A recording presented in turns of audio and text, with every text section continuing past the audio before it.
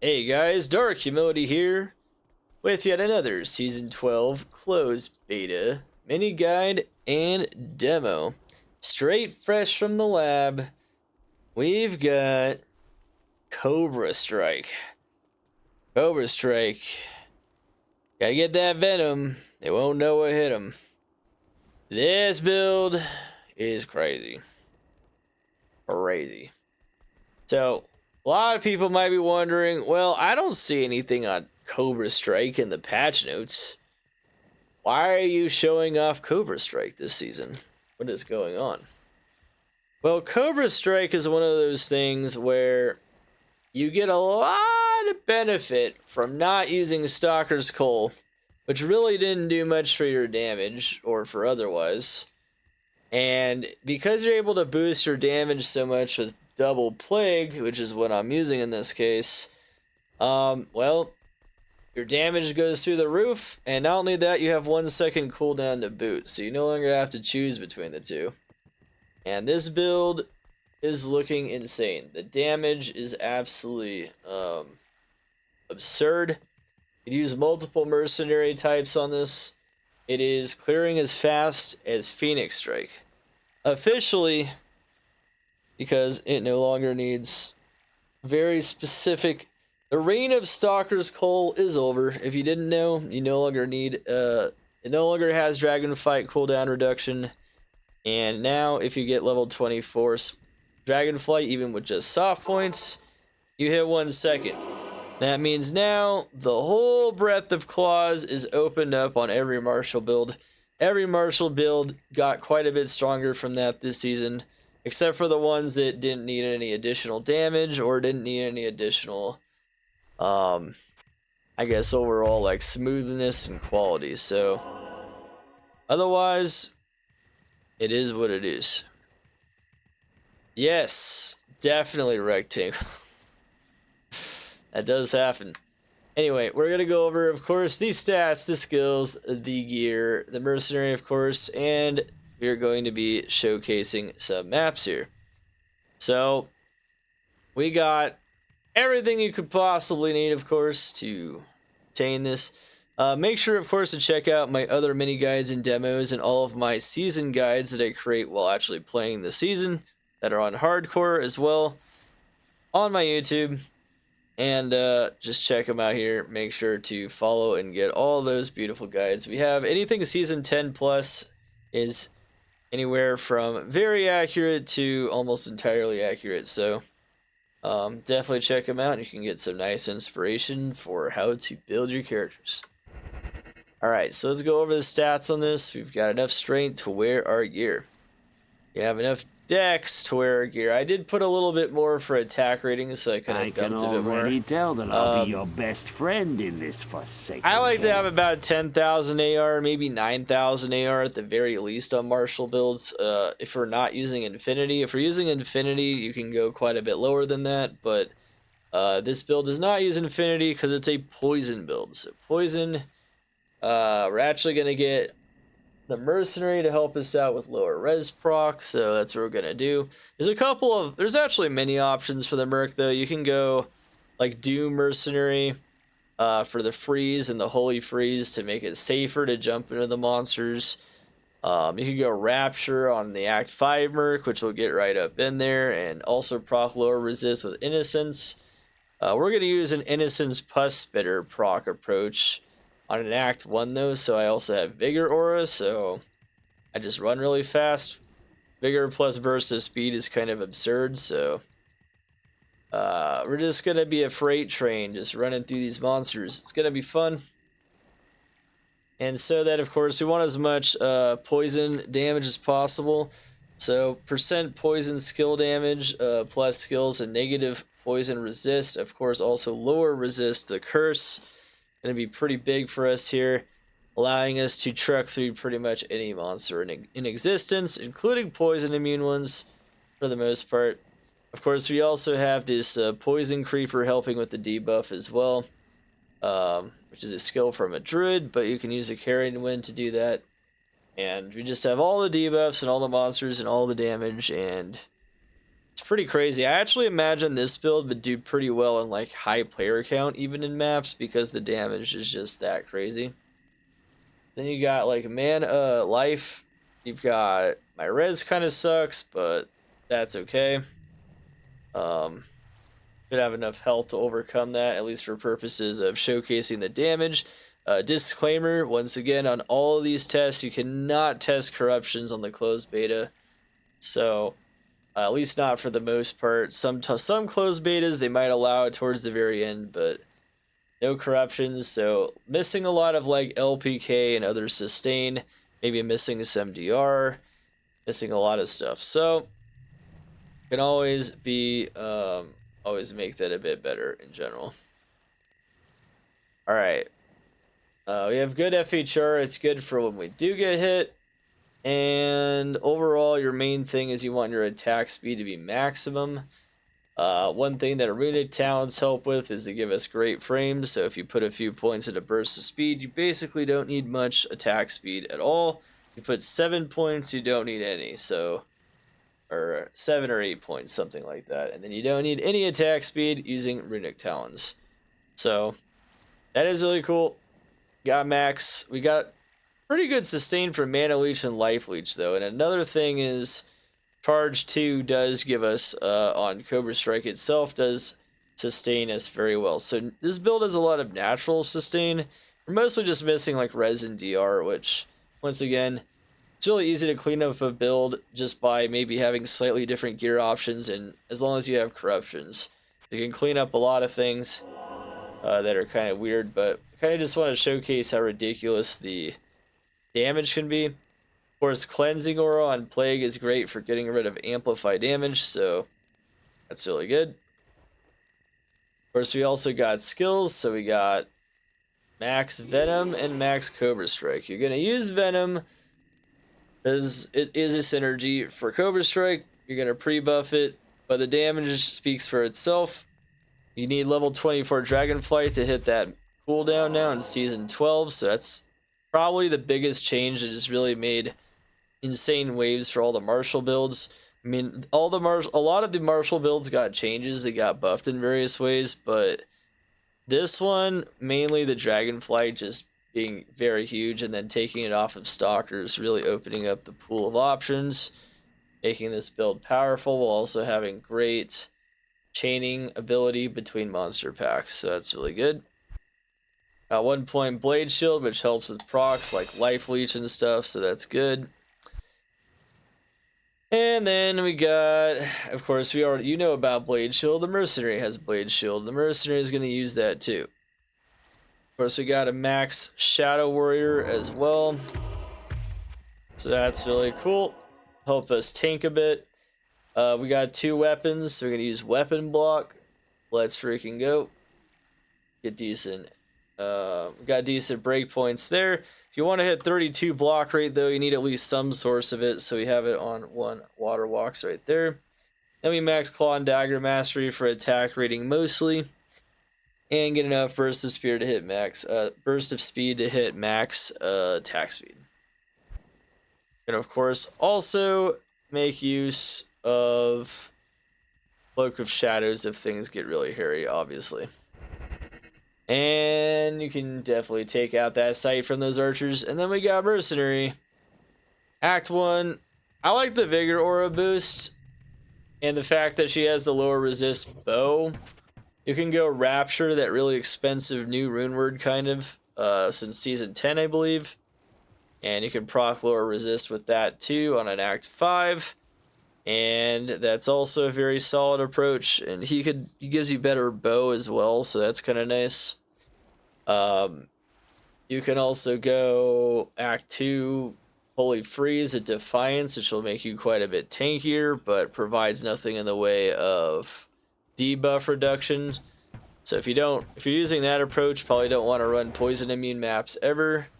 But this approach, I think you can, because I think you can break a lot of the poison immunities.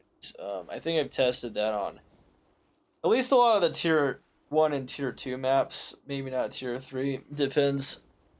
The res does get very high. And then of course we have Puss Spitter. We got the Puss Spitter here with the. You can actually use jaw. I think jaw runes and F runes actually are supposed to like make it easier for Blade Shield to hit, but some say that's not necessary. I don't know. I think it doesn't hurt to at least like maybe put some F runes in if you're not 100% sure on it, because it's not like you need the attack speed on it much anyway when you have Blade Shield proccing it. So Blade Shield will proc the lower resist on striking. Rest is mostly damage reduction, 100% Pierce for the Mercenary. I'll be your best friend in this forsaken camp. Cannot be frozen. Abyssal Ward, just because it's a crossbow, makes her tankier with the maximum resistances. And the Lava Gout enchant does give me a bit more attack rating. That being said, actually, I don't really need her to have 100% Pierce because she's Vigor. She's not even Strafe. I probably should change that out for a String of Ears. Let's see. Yeah, it's weird. I don't know. Put that to good use. I'll give her another string. I'll give her a String of Ears. It's fun. All right, now there's a lot of options on the Merc though, like I said, so don't feel like you have to use this one. If you're gonna use this one though, make sure she has a lot of damage reduction for sure. She is squishy otherwise. And then 2 plagues. I actually think double plague is actually pretty solid on this. I mean, obviously there's like crafted claws you can use with like 5 or 6 skills and sockets. You could use bar tucks with 3 sockets. You know, you can use a lot of things, but you get negative enemy. You get 20 negative enemy poison resist, which is more than you can get with 3 facets in a bar tucks. You have 5 skills, not 4. And on top of that, you get a lot of good things like Cleansing Aura. You get freezes target. You just get a lot of really good things in general that really make this build pop off. So it's nice. On top of that, of course, you also get lower resist when struck. So I think on this build, you should at least be using one of these.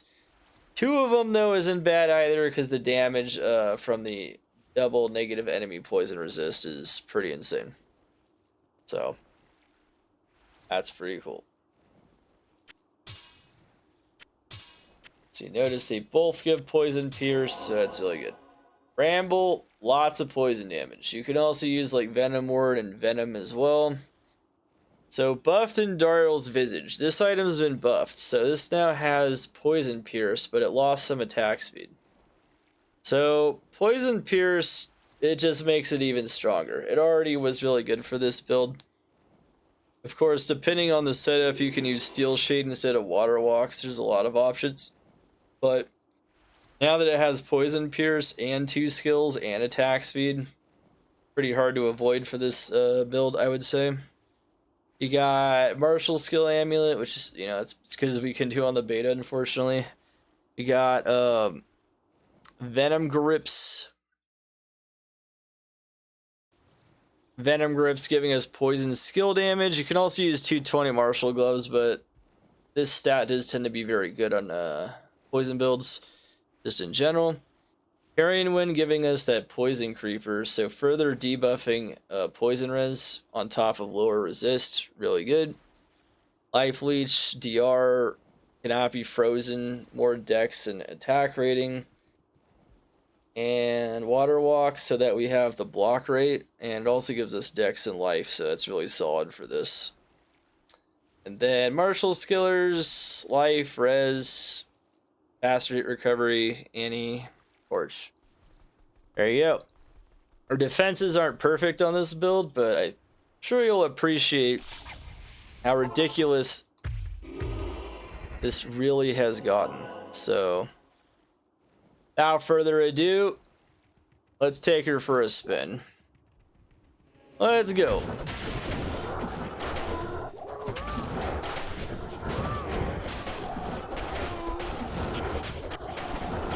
So, whenever your Dragon Flight is off cooldown, you want to use it.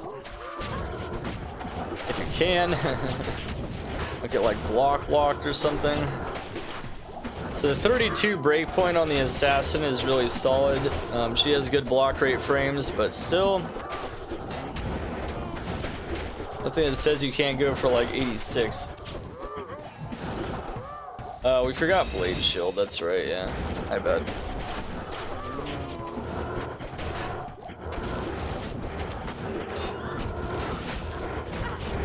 Wow. Whoa. Whoa, whoa, whoa.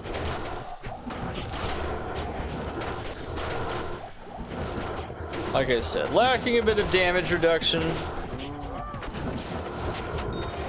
Yeah, this particular setup probably is not hardcore viable. This setup's lacking on. No corruptions makes it tough though. I just put on all the damage items and went for PM.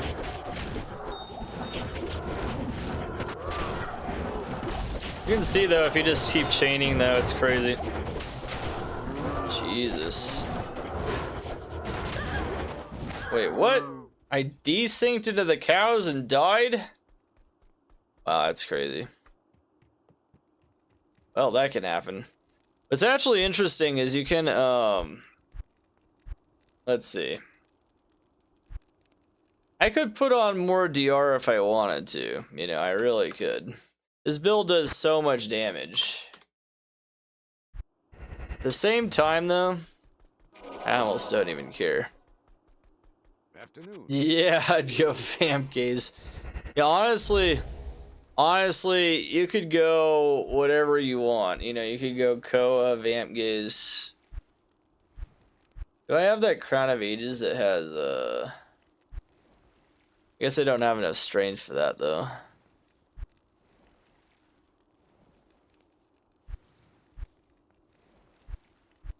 Where's that other vampire gaze? I thought I had one.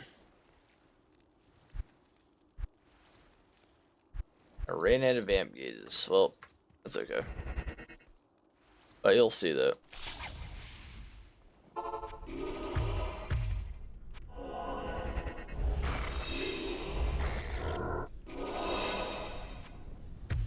Alright, so you have Venom, Blade Shield, we should be good to go.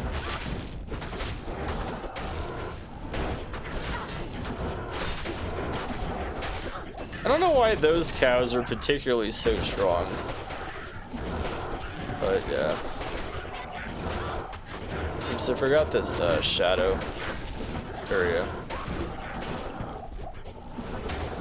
We're just a flying fartson, flying through the air.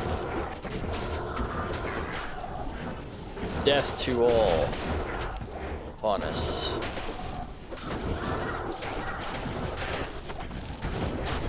Yeah, so believe it or not, numbers-wise this season, this actually keeps up with Phoenix Strike now, which is wild. Phoenix Strike has always had a bit of a dominant position. I would say these changes, it's not quite as dominant anymore.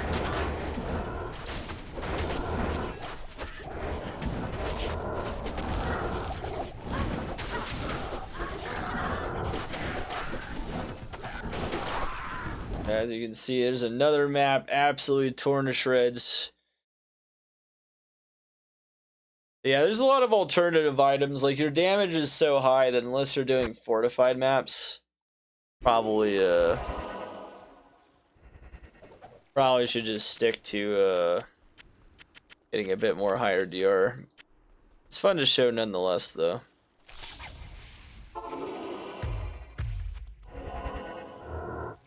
A lot of buffing you gotta do here. You just gotta get you gotta get Venom, Blade Shield, Burst of Speed, Shadow Warrior, Bow, lots of stuff. And you can use Wisp Projector too if you want to get some, like, a little bit of extra AR plus skills.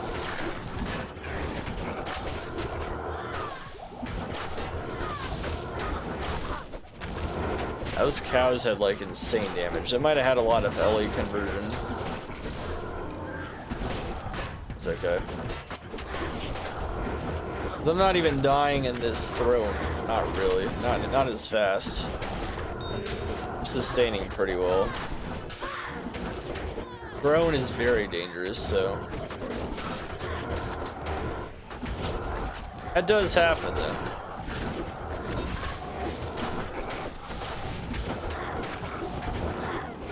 Let's keep chaining as fast as possible and win.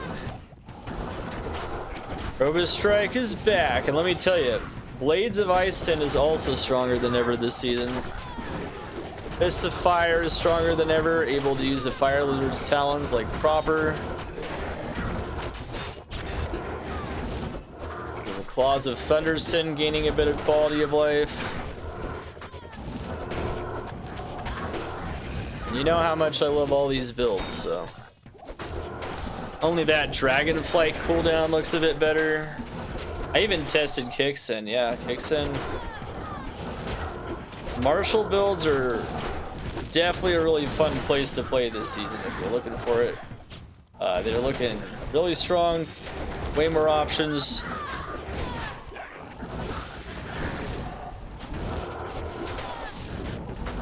The Tyrant's grip has finally been relinquished. The Tyrant of Stalker's Coal is no more. Stalker's Coal is now properly a physical damage weapon. It is only a physical damage weapon. But enough idle chit chat. See you guys November 28th, 10 a.m. PT for Season 12 Suffering. Remember to check out, once again, all my mini guides, demos, guides of all kinds for this game. And of course, in-season guides as well, usually hardcore characters for all kinds of builds. Season 10 plus, those are very accurate.